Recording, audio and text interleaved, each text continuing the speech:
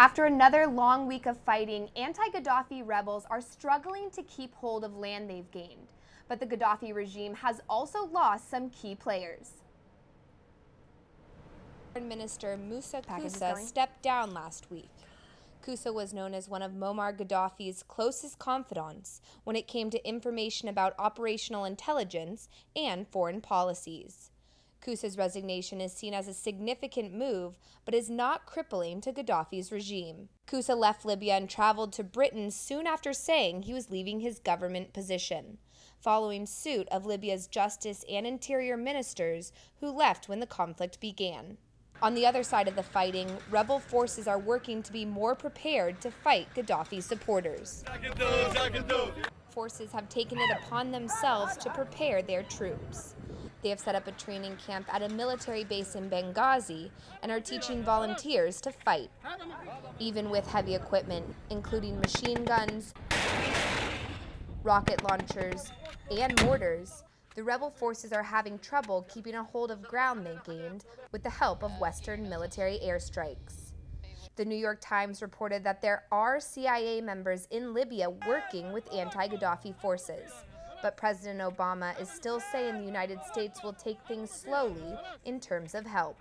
I think it's important for us not to jump in with both feet, but to carefully consider what are the goals of the opposition, what kind of transition do they want to bring about inside of Libya. The Pentagon has also stepped back from leading in the air campaign, saying we don't want to be involved in yet another war. Now, not everyone agrees with the way President Obama is handling things in Libya. House Intelligence Chairman Mike Rogers says that Gaddafi is a sponsor of terrorism and could be a threat to the United States. On the other hand, a former presidential security officer says that it's up to the other Arab and African nations to step up as America steps back. Back to you guys in the studio. Ashley, how are folks reacting to President Obama possibly providing weapons to the rebels?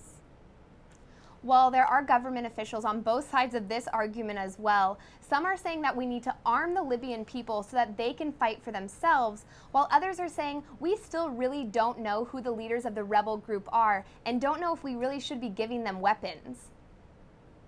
We heard that the rebel forces have had a hard time hanging on to any advances they've made against Gaddafi's forces. Do we have any idea when or how the conflict will end? What many people are saying is this conflict is not going to end until Gaddafi steps down. And even though it's been a seesaw in terms of winning battles, the rebels do have a strong hold in the eastern part of the country. An international coalition has also been set up, and they're saying their #1 goal is to make sure that Gaddafi's days are numbered.